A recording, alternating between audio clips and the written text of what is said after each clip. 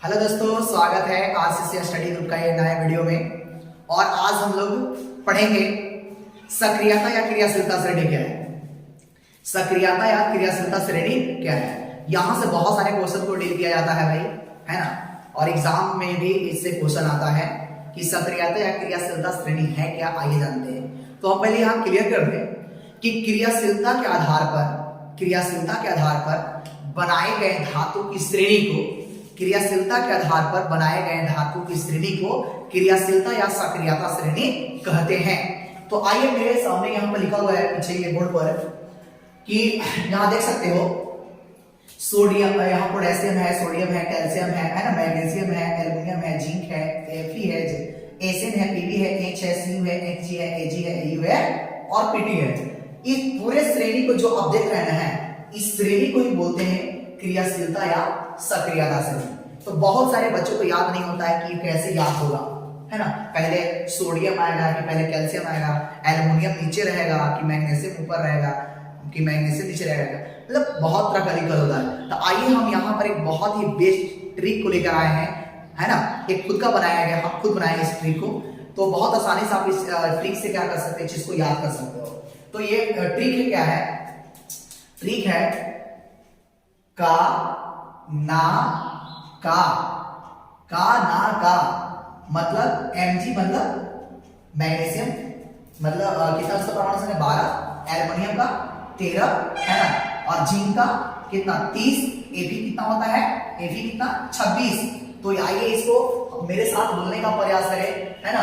इसका ट्रिक क्या है, का ना का 12, 13, 30, 26। मतलब कहने का मतलब ये है कि ट्रिक में हम क्या कर रहे हैं, मैग्नीशियम का, एल्युमिनियम का, जिंक का, Fe के परमाणु संख्या को ला रहे हैं। इसे परमाणु संख्या भी याद होगा और क्या होगा, तुम्हारा संकेत भी याद होगा।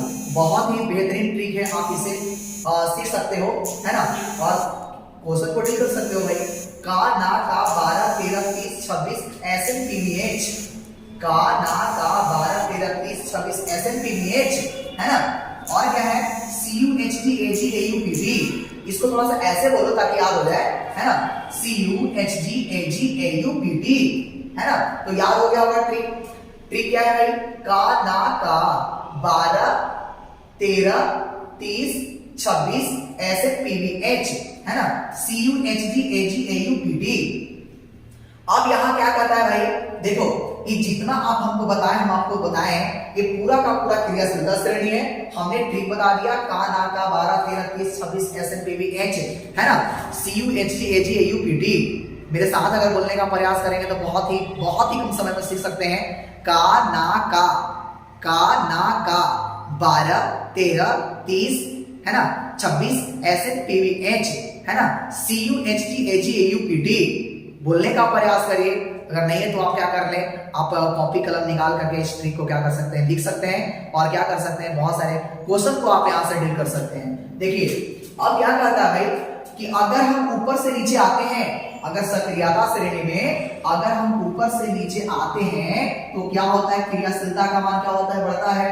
अगर हम नीचे से ऊपर जाते हैं तो क्या होता है, क्रियाशीलता का मान घटता है। इतना समझ में आ गया कि अगर हम ऊपर से नीचे आएंगे तो क्रियाशीलता का मान क्या होगा, घटेगा, और नीचे से ऊपर जाएंगे तो क्रियाशीलता का मान बढ़ेगा।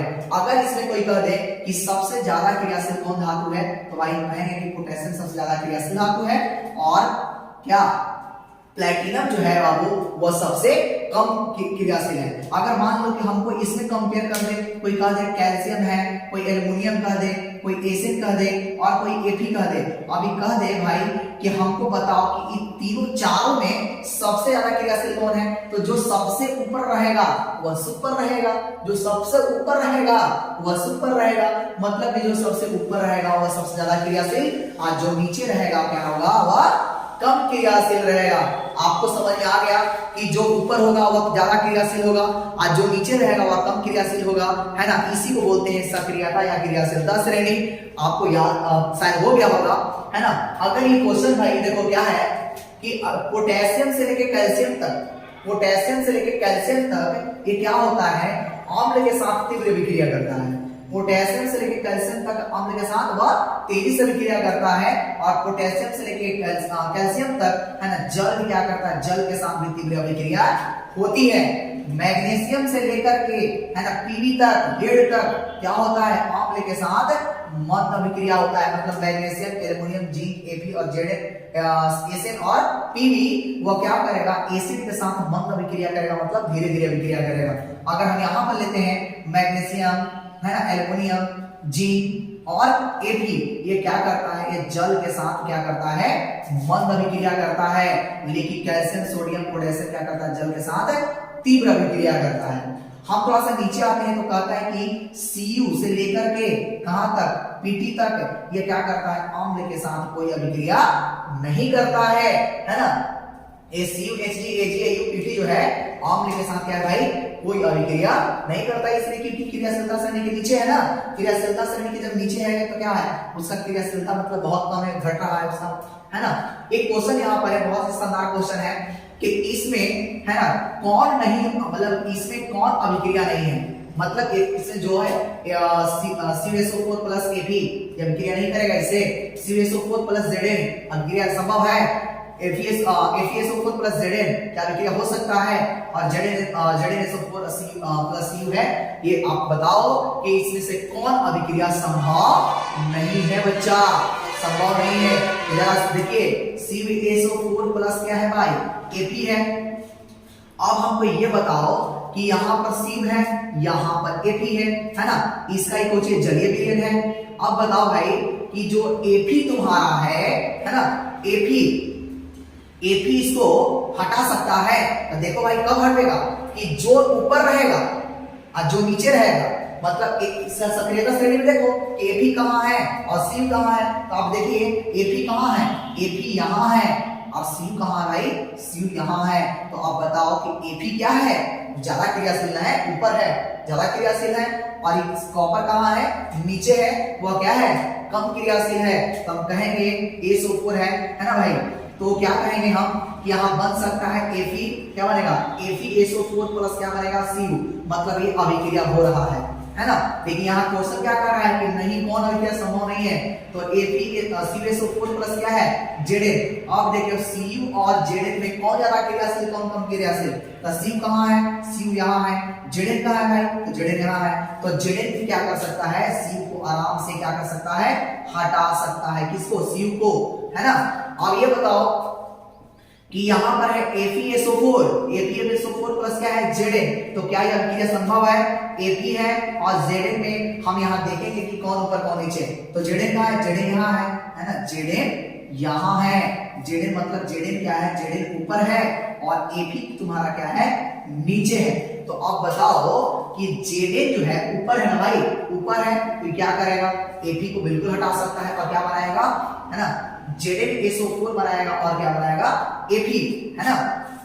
एक लास्ट यहाँ बचा हुआ है कि बताइए कि ZnSO4 प्लस Cu, है ना, क्या है, ZnSO4 प्लस क्या है, Cu।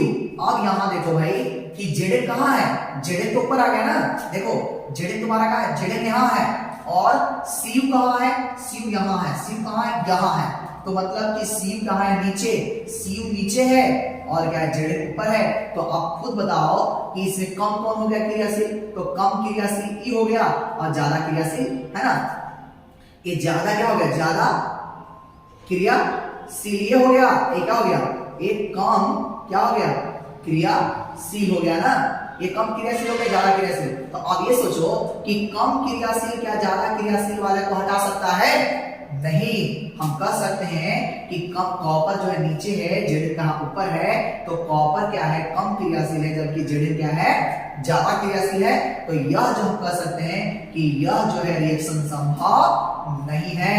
ये क्या हो जाएगा, मेरा डी आंसर सही हो जाएगा। देखो कितना काम का चीज है, आपको पता चला कि क्वेश्चन है, इनमें से कौन सा विक्रिया संभव नहीं है। तो जो ज्यादा क्रियाशील रहेगा तब कम क्रियाशील हटा सकता है, लेकिन कम क्रियाशील जो धातु रहेगा वह ज्यादा क्रियाशील धातु को हटा नहीं सकता है। तो समझ गए होंगे क्रियाशीलता श्रेणी क्या है, कि जो ऊपर ज्यादा रहेगा ज्यादा क्रियाशील, जो नीचे रहेगा वो कम क्रियाशील, है ना। क्या क्या कैसे कैसे क्वेश्चन आ सकता है, तो आप समझ गए। है ना। अगर मान लेते हैं कि अगर कोई कह दे कि बताओ भाई, अगर बताइए क्वेश्चन है कि Cu है, Hg है ना, Au है और Pt है ना, Cu है, Hg है, Au है और Pt है। इसमें कह दिया कि सबसे ज्यादा क्रियाशील कौन धातु है, मतलब सबसे ज्यादा क्रियाशील कौन धातु है, तो आपको देखना पड़ेगा कि Cu कहां है, Cu यहां है ना, उसके बाद Hg है, उसके बाद कुछ है आ गया, Au आ गया और यहाँ क्या है, Pt है। तो सबसे ऊपर क्या है, सबसे ऊपर क्या है, Cu। तो Cu सबसे ज्यादा क्रियाशील और Pt क्या हो जाएगा, सबसे कम क्रियाशील। आई होप आप समझ गए होंगे कि क्रियाशीलता श्रेणी क्या है, इससे बिल्कुल आसानी से समझ गए होंगे, है ना। तो अगले वीडियो में मिलते हैं, धन्यवाद।